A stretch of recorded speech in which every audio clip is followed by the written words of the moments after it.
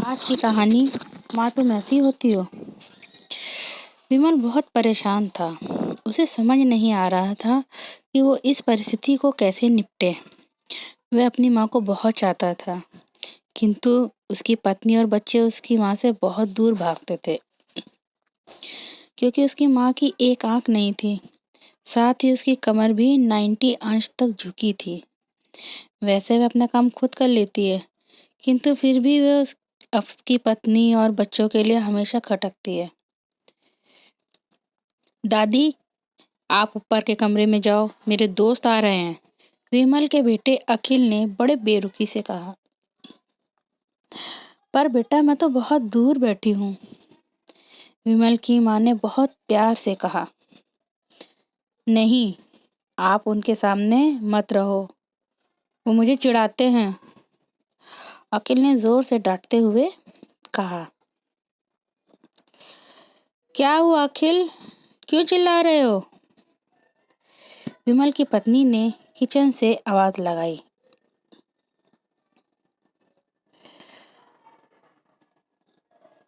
देखो ना माँ, ये दादी यहीं ड्राइंग रूम में बैठी हैं, मेरे दोस्त आ रहे हैं, अखिल ने शिकायत भरे लहजे में कहा। माँ जी, आप ऊपर चली जाओ, क्यों आप हम लोगों को लजवाती हो? कामिनी ने बेटे का पक्ष लेते हुए कहा। बेचारी सरस्वती चुपचाप उठकर जीने के सहारे ऊपर जाने लगी। कमर झुकी होने के कारण उन्हें ऊपर चढ़ने में बहुत परेशानी हो रही थी, किंतु वो पूरी ताकत से ऊपर एक कमरे के कोने में जाकर बैठ गई। विमल बाजू के कमरे से सब सुन रहा था। उसे कष्ट हो रहा था कि उसकी माँ को अपमानित होना पड़ रहा है, किंतु वो असहाय था। अगर वो कुछ कहता है कि पत्नी और बच्चे उसका विरोध करने लगते हैं। दूसरे उनके तर्क भी सही लगते हैं। चूंकि वो एक प्रशासनिक अधिकारी था, उसका सामाजिक स्तर बहुत ऊंचा था। उसकी ससुराल भी एक उच्च घराने में थी, अतः वह चुपचाप इस तरह हर दिन अपनी माँ को अपमानित होते देखता रहता था। रात को विमल की पत्नी ने कहा, देखो जी, सब कुछ अब कुछ करो। कल कलेक्टर साहब की पत्नी आई थी। वाले तो हैं और तुम्हारे माँ मामा जी तो उसी अपनी गांव में रहते देसी हैं। धुन धारा और में फिर हम उनसे सारी मिली। व्यवस्थाएं मुझे कराएंगे बहुत ना। शर्म आ रही कामनी थी, को तो जैसे बताते हुए कि मन की मेरी मुराद सास मिल है। गई हो। हाँ मैंने बेटा, कह दिया बहू दूर की सही कह रही रिश्तेदार है, है, सरस्वती इलाज ने कराने आई लंबी है। सांस लेते हुए कहा।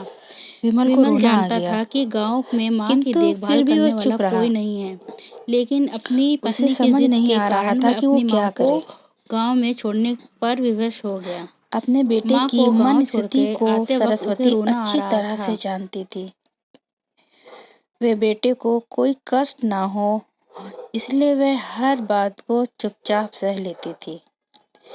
विमल बहुत उदास रहने लगा। एक तरफ परिवार और सामाजिक स्तर पर जीने की प्रतिबद्धता थी और दूसरी ओर माँ। आखिर माँ से अपने बेटे की यह हालत देखी नहीं गई।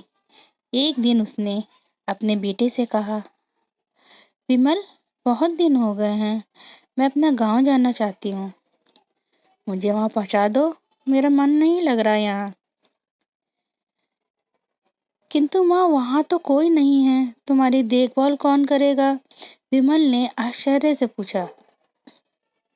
अरे ये सब गांव वाले तो हैं, और वो तुम्हारे मामा जी तो उसी गांव में रहते हैं, और फिर हम सारी व्यवस्थाएं कराएंगे ना। कामनी को तो जैसे मन की मुराद मिल गई हो। हाँ बेटा, बहू सही कह रही है, सरस्वती ने लंबी सांस लेते हुए कहा। विमल जानता था कि गांव में माँ की देखभाल करने वाला कोई नहीं है, लेकिन अपनी पत्नी की जिद के कारण वह अपनी माँ को गांव छोड़ने पर विवश हो गया। माँ को गांव छोड़कर आते वक्त उसे रोना आ रहा था। अपनी बेबसी पर गुस्सा भी आ रहा था, किंतु परिवार, पत्नी, समाज ने उसके इस मनोभाव को दबा दिया और वो सुकून सा महसूस करने लगा। कुछ दिनों के बाद उसके चाचा, जो अमेरिका में रहते थे, आने वाले थे।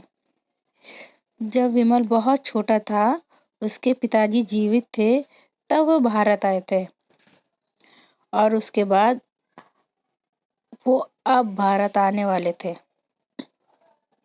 पूरा परिवार और आस पड़ोस बहुत उत्साहित था। अमेरिका से विमल के डॉक्टर चाचा आ रहे थे। डॉक्टर रमेश ने जैसे ही घर में कदम रखा, सबसे मिलके बहुत उत्साह से उनका स्वागत किया।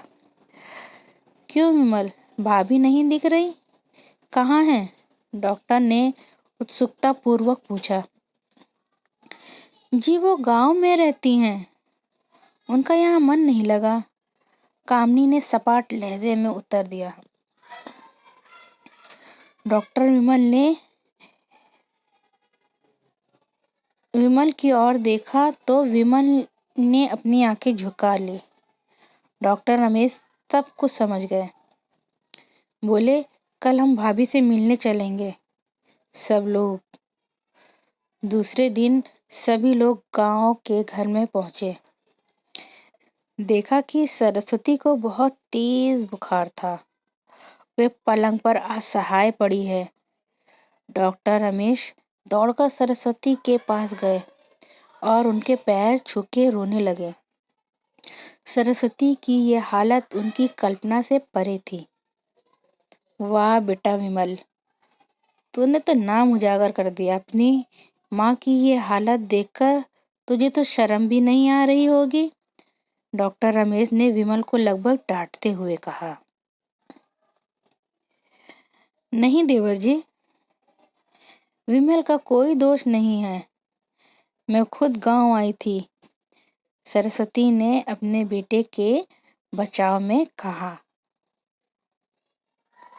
मुझे सब पता चल गया है भाभी, आप चुप रहो।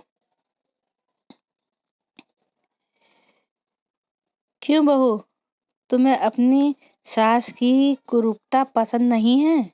समाज में तुम्हें नीचा देखना पड़ता है ना? डॉक्टर रमेश ने कामनी की ओर व्यंग्यता से देखा। कामनी निरुत्तर होकर विमल को देखने लगी। आज तुम जिस समाज स्तर पे हो, वो इन्हीं के संघर्ष की देन है। और बेटा विमल, तुम्हें शायद मालूम ना हो कि जब तुम बचपन में 1 साल के थे, तुम छत से नीचे गिरने के कारण तुम्हारी एक आंख फूट गई थी और तुम्हारी रीढ़ की हड्डी में भी समस्या हो गई थी। तब तुम्हारी इस कुरूप माँ ने अपनी एक आंख और अपना बोन मैरो तुम्हें देकर इतना सुंदर स्वरूप दिया था। कामनी बेटा, इतने सालों तक संघर्ष करके बेटों को प्रशासनिक अधिकारी बनाने वाली इस संघर्षशील औरत की तुम लोगों ने यह दशा कर दी। तुम्हें ईश्वर कभी माफ नहीं करेगा। डॉक्टर रमेश की आंखों से आंसू जलधारा बह रही थी। अब भाभी, आप मेरे साथ अमेरिका जाएंगी, यहाँ इन स्वार्थी लोगों के बीच नहीं रहेंगी। डॉक्टर राजेश ने सरस्वती से कहा।